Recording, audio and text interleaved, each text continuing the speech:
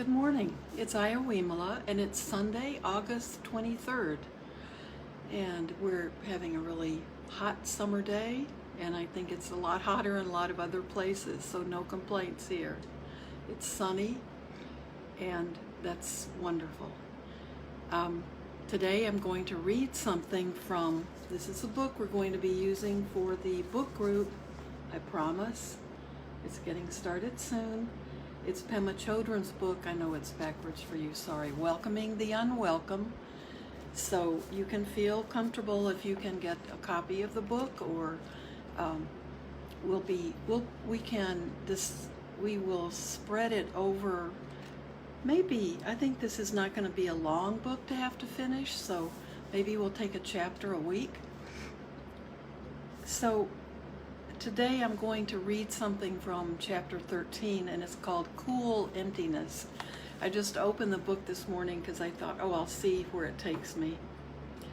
And that title appealed to me because when we talk about, in Buddhism we often talk about cooling, becoming more dispassionate, and not in a bad way, not becoming flat and like a zombie, but cooling those hot emotions.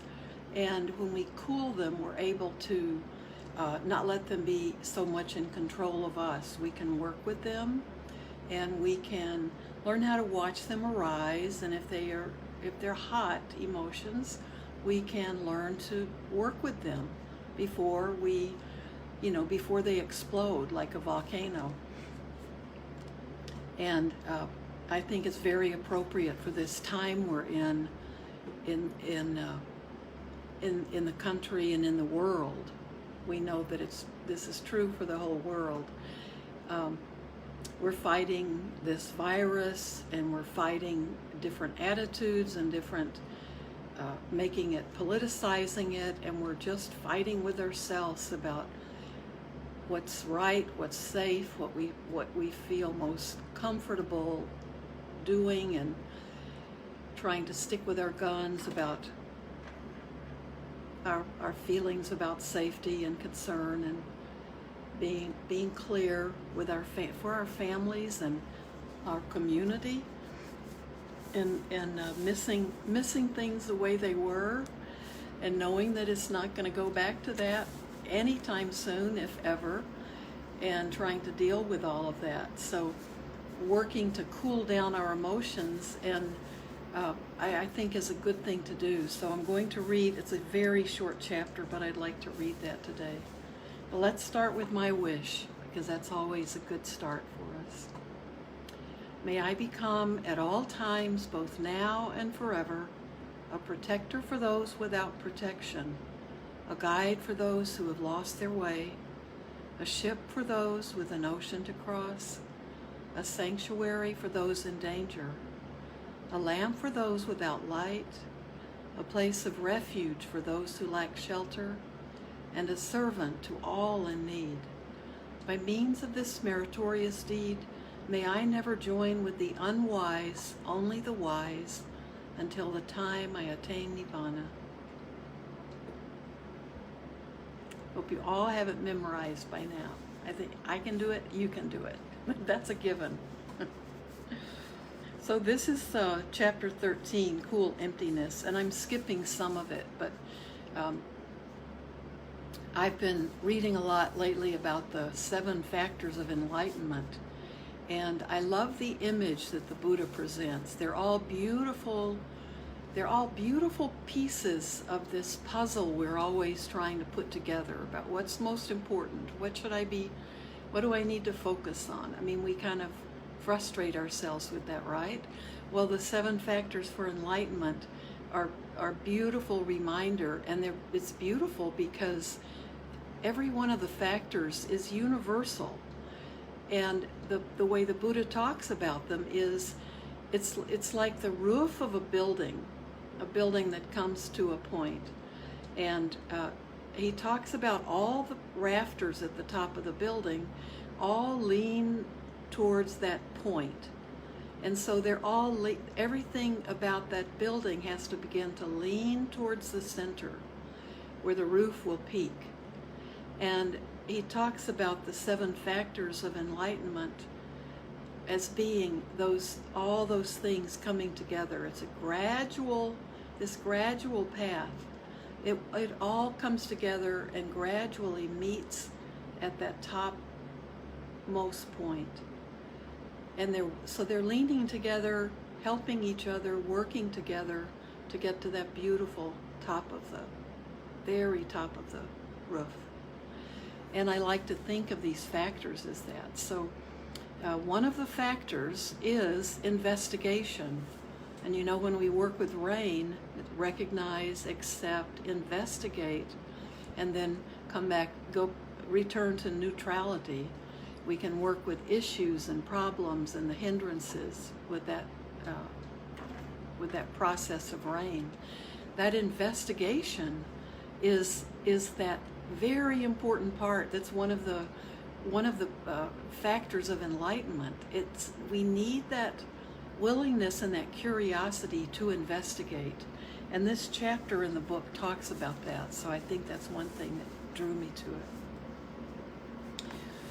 She begins with this quote: "When we stop seeking the familiarity of samsara," that's that endless wandering we do from life to life, from moment to moment in a day even.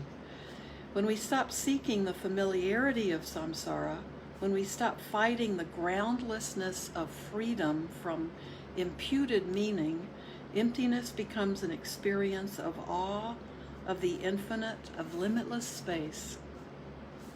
Once we begin to see emptiness as an experience to cultivate rather than avoid, we can take advantage of the many opportunities that arise in our lives to learn more about it. These don't have to be sudden shocks where the bottom falls out and we end up in free fall. Sometimes we can connect to emptiness through less dramatic but equally unwanted emotions and states of mind. Boredom, loneliness, insecurity, uncertainty, anxiety, fear, and even depression are all potential starting points for learning how to go beyond our bubble of imputed meanings and experience things just as they are. Doesn't that sound like she wrote it yesterday or a month ago? This is just perfect. We're all feeling a mixture of, and maybe sometimes every one of these feelings during this pandemic, depending on the news of the day or how we wake up and how we feel first thing in the morning. So, sounds right, doesn't it? Boredom is an experience, it seems, so she's going to go through some of these experiences that we're all feeling, one or the other. Boredom is an experience that seems to have nothing to offer, but it can serve as an excellent doorway to emptiness. Trungpa Rinpoche liked to distinguish between 2 types of boredom, hot and cold. Hot boredom is more familiar to us. You're struggling against the experience. Sometimes it comes with a storyline, such as, I can't believe this is how I'm spending my precious time. Other times the story isn't so prominent.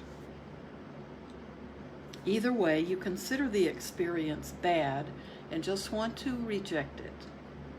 The bottom line is you want to get out of there. I have to adjust something. Sorry. We're talking about boredom. Okay.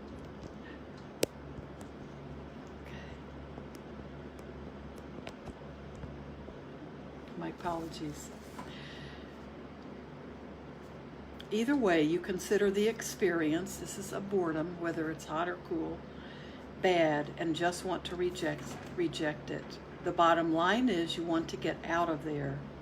Cool boredom, on the other hand, starts out as basically the same experience, but instead of fighting it or running away, you allow yourself to relax with it.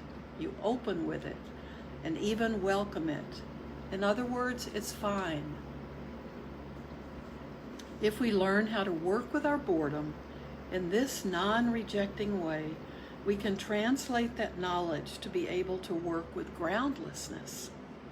If we get the hang of experiencing boredom without struggle, learning how to relax with it and let our mind open up to appreciate its quality of spaciousness, then we can apply that skill to work with emptiness, with both run-of-the-mill hot boredom and the intensity of life as you know it ends. There is a similar tendency to try to block or avoid our experience by getting some kind of ground under our feet. By training in cool boredom, we train in accepting things as they are. This helps us wean ourselves from the habit of closing down into our soothing world of familiar, imputed meaning. Working with loneliness is similar. When people talk about feeling lonely, they're generally talking about hot loneliness. You feel restless. You want to find someone to talk to or be with. You feel like something's wrong. The struggle continues until you solve the problem from the outside. Cool loneliness, on the other hand, starts out in the same way, but you're able to let go of the restlessness and the struggle. With cool loneliness, you become relaxed and can enjoy the present moment. I know a lot of people are working with loneliness.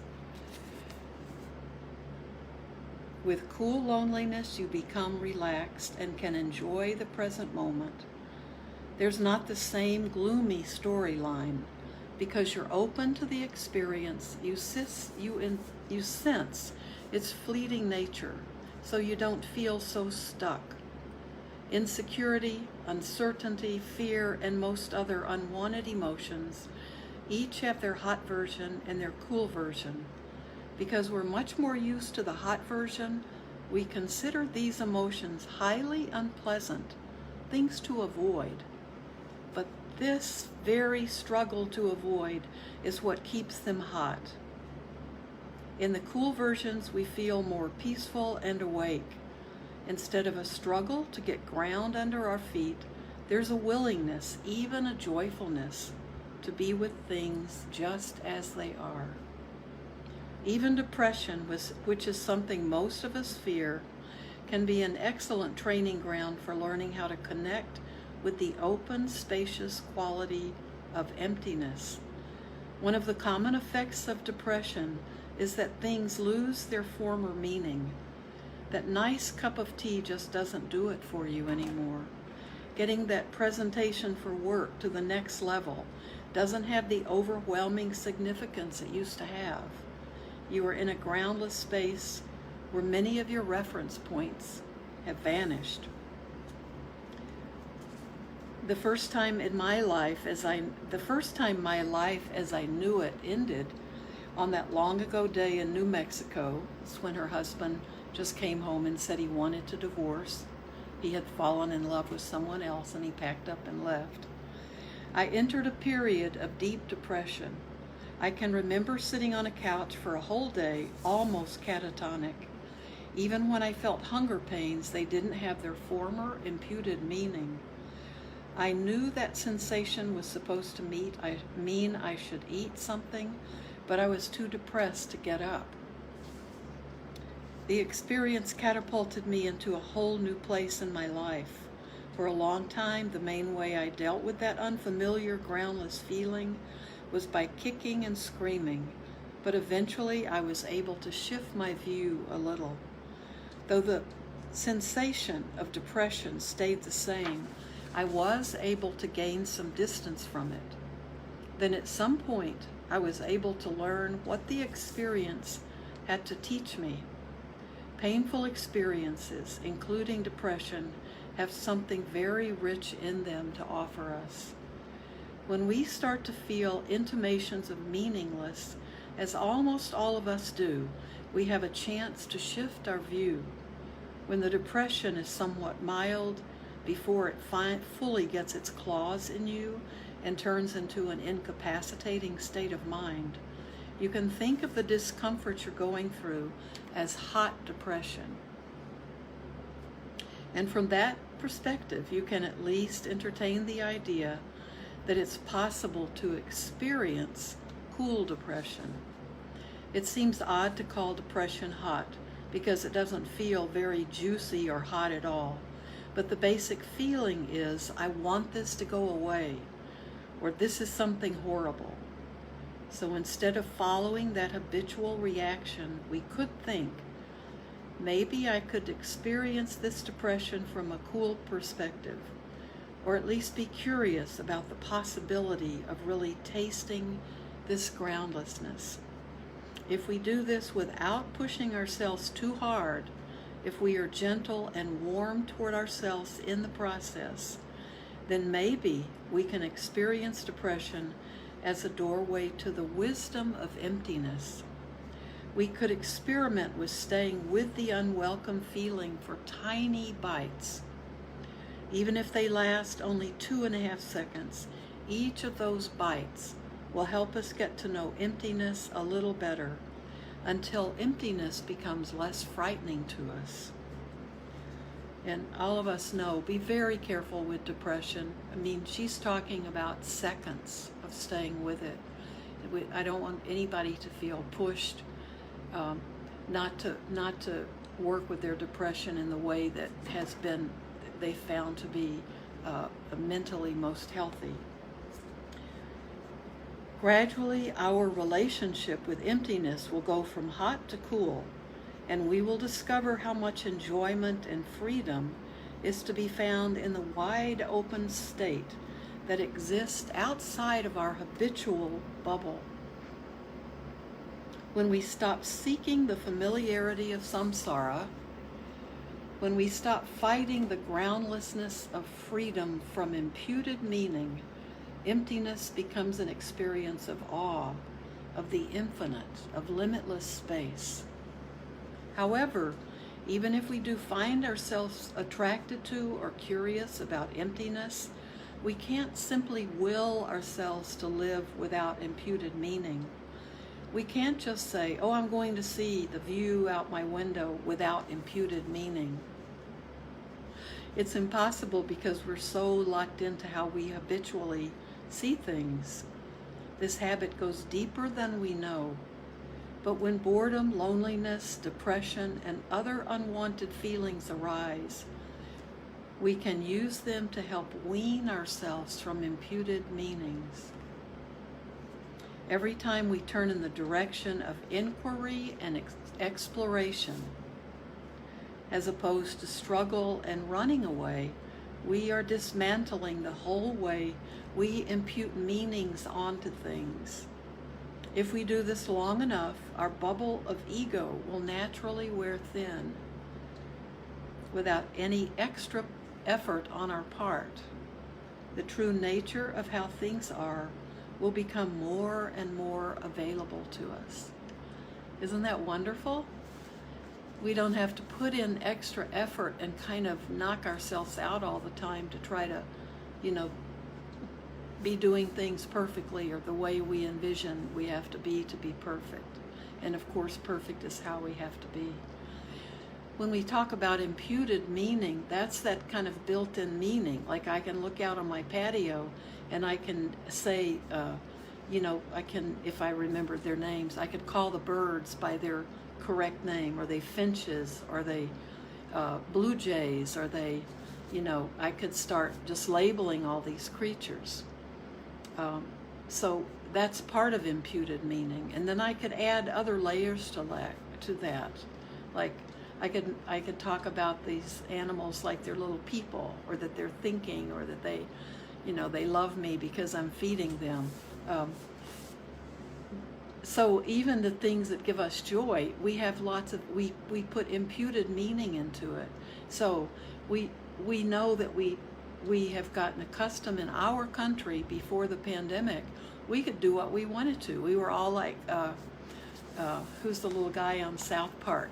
Cartman. I can do what I want. And that's how we felt as Americans. That was my favorite character in the line out of that show. Because he knew he had all the power. He could do whatever he wanted to do. And I think as Americans, we pretty much felt that way. And now we really can't. And people are all struggling with it at their own, at their own level. So if we are refusing to give up that meaning we put to everything, we do it to everything. So we give meaning to things, and that keeps us grounded. But it also doesn't allow us to free ourselves from samsara, so this endless round of birth and death. And we see that whether we believe in rebirth or not, we see it in the course of one day. We over and over again, our minds change, our opinions, our thoughts change. We're just pulled around a lot of the time. But that imputed meaning we give to things is what holds us here. And what we want to do, it's like that closed fist. We want to keep opening it up. We don't want to keep that fist closed tight, like this is how things are supposed to be. This is how they've always been. This is how I want them to stay. And then we get really angry because we're all bottled up and tightened. So that keeps us from being able, so that one of those rafters that's leaning towards the center in the enlightenment factors is investigation. And that's what she's talking about, to be able to explore these states of mind and these conditions that we're all going through and have over the course of the pandemic. We can get tired of it. I mean, it's been really, the majority of it, almost all of it, has been very comforting to me, just in my own little bubble. But I know these factors of loneliness and isolation and depression and anxiety and worry. I know we're all experiencing this. My dentist last week, my checkup was fine, but she reminded me, she said a lot of my patients are grinding their teeth at night, so be sure you're wearing your mouth guard, because I had trouble with that back a year or so ago. And she said, I wear mine all the time, and I'm telling my patients, don't forget, because it's causing a lot of dental problems for people. So I'm back wearing mine. I think I'm doing great, but I'm thinking, I don't know what's going on, at a deeper level. I know there are a lot of things that are making me sad and frustrated, and the political situation is very disturbing, and people who've lost their freedoms in this country, all of that stuff. Whether I'm comfortable being here in my little place or not becomes irrelevant sometimes, because the world is in a kind of chaos we haven't seen. So that willingness for us to keep exploring, don't run away from these feelings, and let yourself, even if it's something that's really difficult for you, these little bites that she talks about, we are dismantling the whole way we impute meaning onto things. If we can do this long enough, our bubble of ego will naturally wear thin. I love that. Without any extra effort on our part. That's another plus. The true nature of how things are will become more and more available to us, which is another enlightenment factor. Studying the deep dharma, and the deep dharma is for us to see clearly the physical nature of things. And so this one little chapter talks about, pretty much all of those. Being mindful, and being mindful is that's one of those factors. And being mindful is another way the Buddha talked about it, was being heedful at all times, being heedful. And that's the last thing he told his students as he was dying, was be diligent, be heedful all the time. Keep moving in that direction. And being heedful is just paying attention to everything and trying to see the deep nature of it. And if we live in harmony with that deep nature, then we're fine. We're doing exactly what we need to do. So we can slow down and use this time to keep looking at that. And it can help us understand why there's chaos in the world, why economies are why people are fearful of the economies falling apart, and why all this is, what this is doing to everyone, and how it's affecting the way people react and act and their behavior. So we can begin to see the more spacious viewpoint, but that's where our work begins, to just observe it and to be watching it, paying attention to it. And I don't know, I keep finding this book is a treasure, and it dovetails just like those rafters all the way to the tip of the roof, all the way. It takes us all the way through. And all of these qualities, I think, are universal for people of any faith, any spiritual path. That's what we're all looking for, is a way to understand this life, to understand ourselves and this world, this life, better and better, and to be a good human being, and to walk on this earth, not doing any harm, but only being kind and doing good. And then we're safe no matter what. So it's time to end. I have a sutta study with Bhante Bhatia on Zoom, is starting in 5 minutes, and I have to walk over to the other side of my room and sit at the computer and go join them. So let's read my wish again, because it's all the same message, isn't it? How we live our good human life. May I become at all times, both now and forever, a protector for those without protection, a guide for those who have lost their way, a ship for those with an ocean to cross, a sanctuary for those in danger, a lamp for those without light, a place of refuge for those who lack shelter, and a servant to all in need. By means of this meritorious wish, may I never join with the unwise, only the wise, until the time I attain Nibbana. So thank you so much for being part of my practice, and I will see you Tuesday.